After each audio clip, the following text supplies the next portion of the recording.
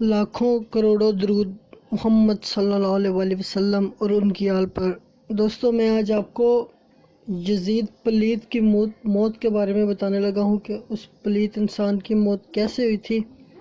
तो अगर आपको इन्फॉर्मेशन अच्छी लगे तो मेरे चैनल को ज़रूर सब्सक्राइब कीजिएगा।